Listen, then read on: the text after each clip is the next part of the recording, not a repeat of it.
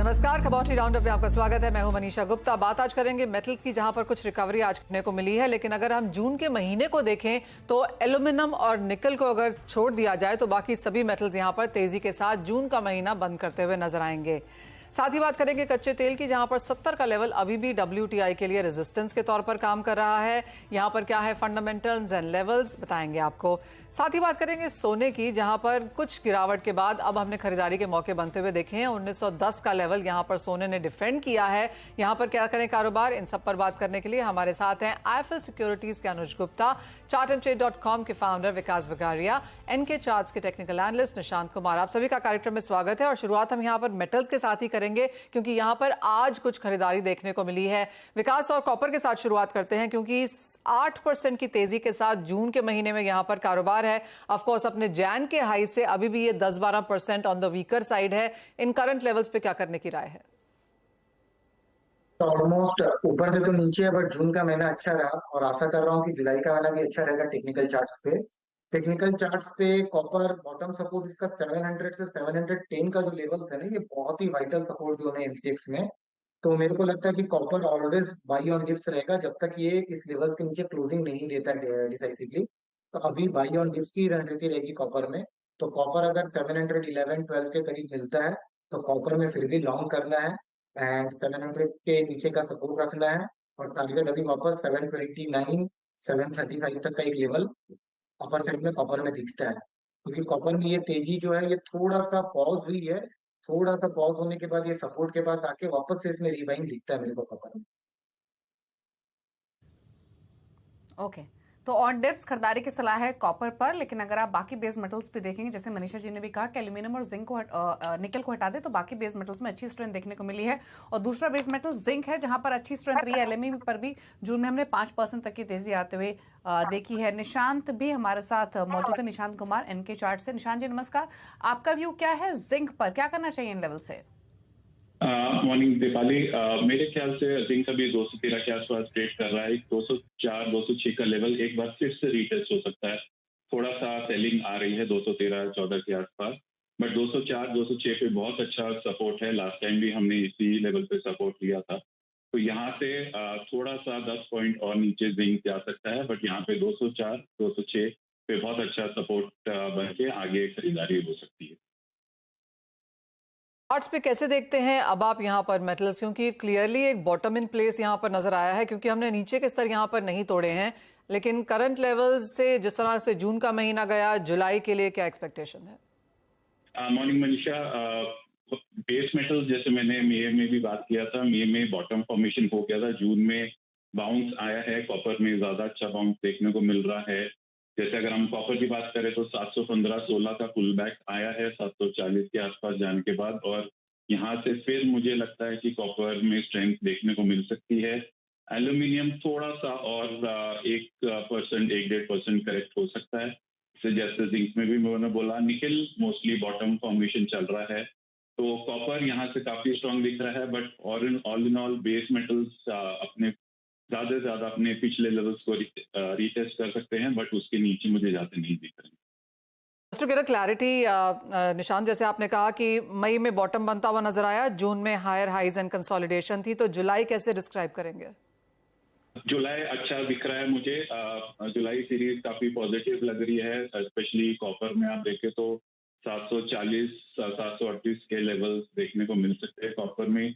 Aluminium में rebound दिख सकता है। जिंक थोड़ा सा अभी बचे हुए दिनों में थोड़ा सा प्रेशर दिख सकता है, बट ऑल इन ऑल जुलाई इवन जून से ज्यादा बेटर दिखता है मेरे को चार्ट पे।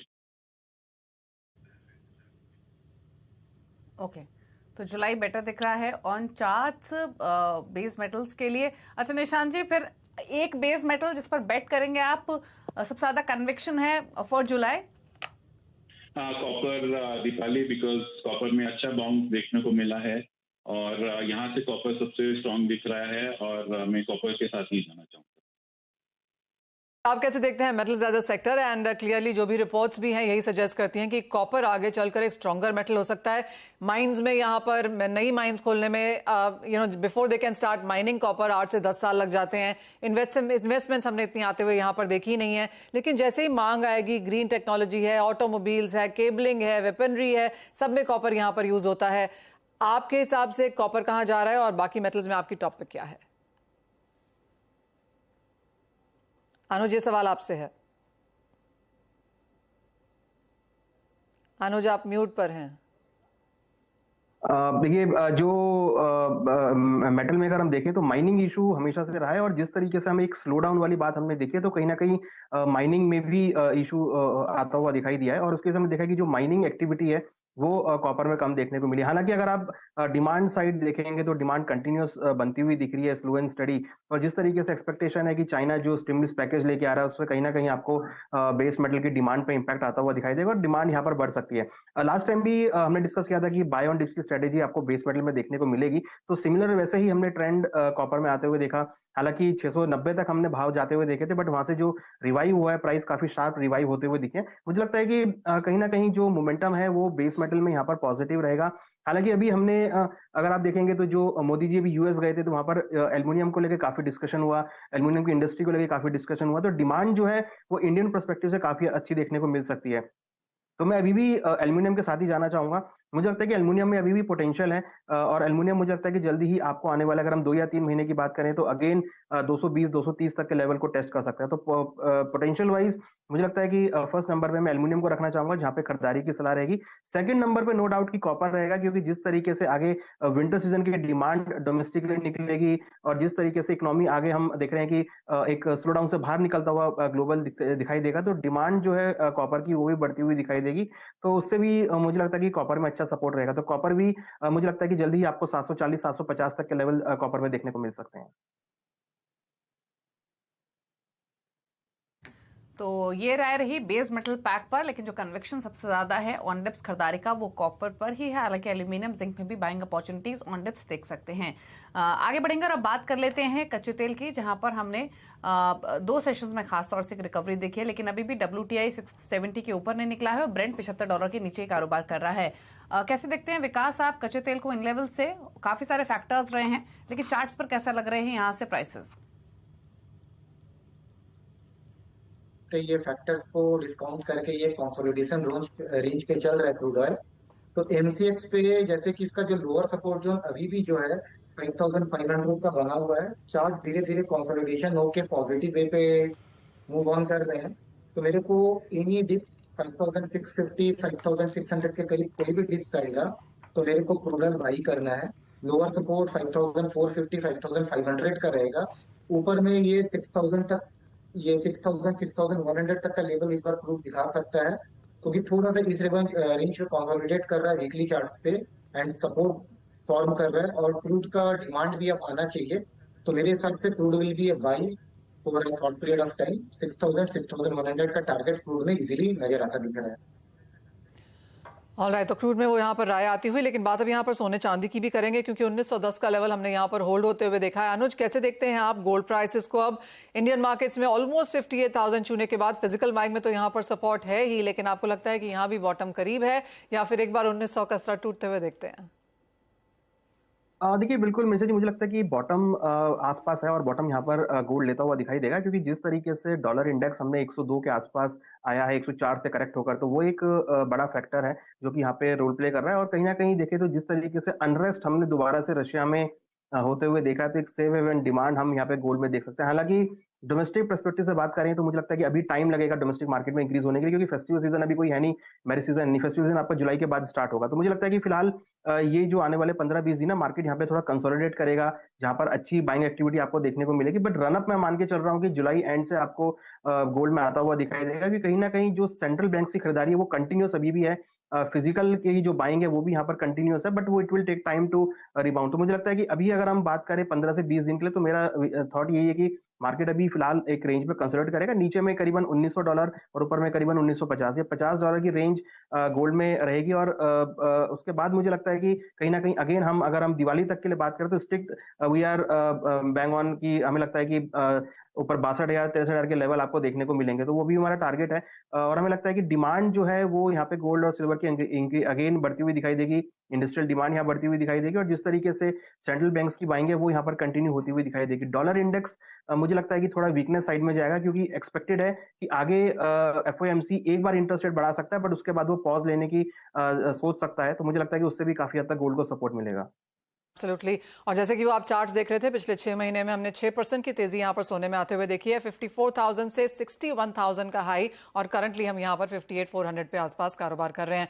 निशान, चांदी कैसे देखेंगे आप, क्योंकि ये एक और मेटल है जहाँ पर सपोर्ट्स हैं, ज्यादा वॉलेटाइल भी है और बहुत ज्यादा हमने गिरावट भी यहाँ पर आते हुए नहीं देखी। हाँ मनीषा, तो चांदी भी मेरे को जैसे सोने का बॉटम बनता हुआ दिख रहा है। यहाँ पे थोड़ा सा कंसोलिडेशन इधर हो सकती है।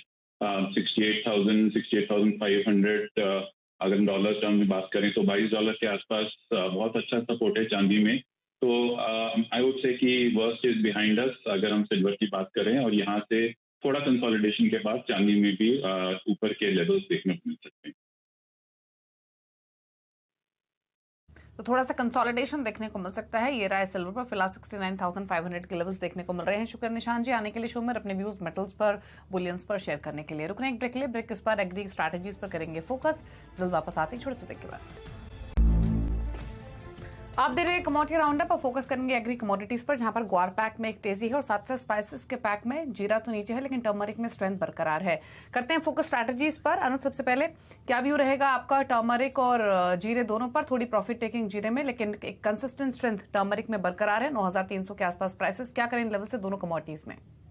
दिवाली जी, अगर आप देखेंगे तो मसालों में हमने ट्रेंड पॉजिटिव आते हुए देखा है। हालांकि जीरा में आज एक थोड़ी सी प्रॉफिट बुकिंग देखने को मिली है, बट मुझे लगता है कहीं ना कहीं अगेन इसमें बाइंग अपॉर्चुनिटी देखने को मिलेगी। कल हमने देखा था गैप से मार्केट खुला था, तो आज एक ये गैप फिलअप करता हुआ दिखाई दे रहा है। मुझे लगता है कि अगर ये प्राइस नीचे एक बार 55,000 तक मिलते हैं तो वहां पर हम अगेन बाइंग एक्यूमुलेशन आते हुए देखेंगे। करंट लेवल पे थोड़ा सा रुकना चाहिए, 55,000 के आसपास मिले तो खरीदारी का ट्रेड बना सकते हैं। हमें लगता है कि अगेन ऊपर भाव आपको 57-58,000 की रेंज में जाते हुए दिखाई देंगे। वहीं उसके मुकाबले अगर हम देखें तो टर्मरिक और कोरिएंडर दोनों ही अच्छे स्ट्रेंथ में दिखा रहे हैं और यहाँ पर ऑलरेडी काफी अंडर वैल्यूड थे। मुझे लगता है कि टर्मरिक और कोरिएंडर में यहाँ पर आपको खरीदारी का ट्रेंड देखने को मिल सकता है। तो टर्मरिक के अंदर खरीदारी का ट्रेड लेना चाहिए। करीबन 9,300 के आसपास 9,100 का स्टॉप लॉस है, टारगेट करीबन 9,600 तक देखने को मिल सकता है। तो जीरा में थोड़ा वेट करें, डिप्स में मिले तो खरीदारी करें और टर्मरिक में खरीदारी का ट्रेड बना के चल सकते हैं। अनुज, जिस तरह की बारिश राजस्थान में होती हुई नजर आई है, हमने लोअर सर्किट ग्वार में लगता हुआ देखा है, वहां पर क्या स्थिति है?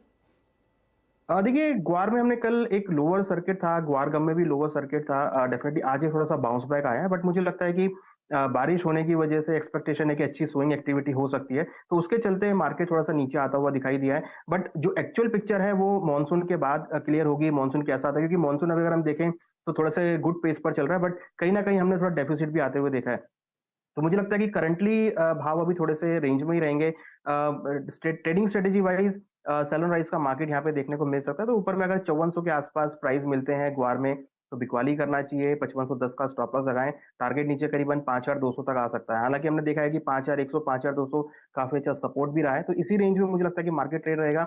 बट थोड़ा सा सेंटीमेंट, क्योंकि बारिश हुई है मानसून की वजह से थोड़ा सा सेंटीमेंट डाउन है, तो यहाँ पे सेल ऑन राइज की स्ट्रेटेजी ग्वार पैक में देखी जा सकती है।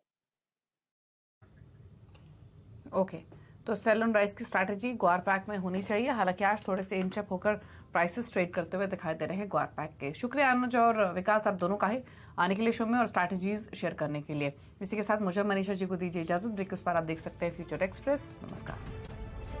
बता दें कि मनी कंट्रोल पर दिए गए विचार एक्सपर्ट्स के अपने निजी विचार होते हैं। वेबसाइट या मैनेजमेंट इसके लिए उत्तरदायी नहीं है। यूजर्स को मनी कंट्रोल की सलाह है कि कोई भी निवेश निर्णय लेने से पहले सर्टिफाइड एक्सपर्ट की सलाह लें।